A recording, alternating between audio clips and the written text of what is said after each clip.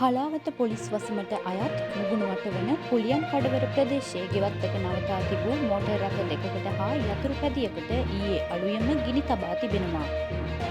මෙම ගිනි තැබීමට හේතුව නිශ්චිත වශයෙන් අනාවරණය නොවුනත් මෙම වාහනවල අයිතිකරු ලාල් හෙට්ටිආරච්චි කියා සිටියේ මෙය පෞද්ගලික ආරවුලක් මත සිදු කරන්නට ඇති බවයි. 12:20 වෙනකම් මෙතන හිටියා ටීවී බලනවා. මම ඊට පස්සේ නිදිමත නිසා මං ගිහිල්ලා කාලා නිදාගත්තා. කොහොමත් 12 මාර්ට කලින් මං නිදාගත්තා. ඊට පස්සේ තමයි 1යි ගානට විතර දරුවා කෑ ගහනවා සද්ද ඇවිල්ලා එළියට ගිහින් බලද්දි මේවා ටික ඔක්කොම එකට ඇවිලෙනවා. පස්සේ මේ වටේ පිටේ මිනිස්සු ගොඩක් ආවා. ගේට්ටුවක් වහලා තිබුණේ. ඊට පස්සේ ඇවිල්ලා තමයි මේක නිමාගෙන මේ යාන්තම් මේ තත්ත්වයට පත් කරගත්තේ.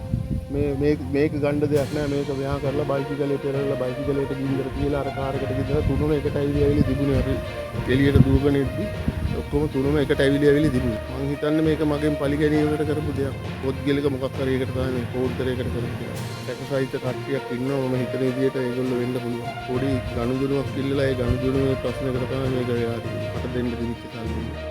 මෙම වාහනවල වටිනාකම දල වශයෙන් රුපියල් ලක්ෂ 65කට ආසන්න බව ගණන් බලා තිබෙනවා.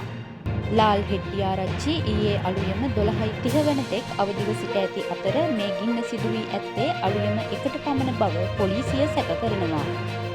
හලාවත පොලිසිය විසින් පොලිස් නිරීක්ෂණකයන්ද යොදා ගනිමින් මේ සම්බන්ධයෙන් විශේෂ පරීක්ෂණයක් ඊයේ පෙරවරුවේම ආරම්භ කර තිබෙනවා.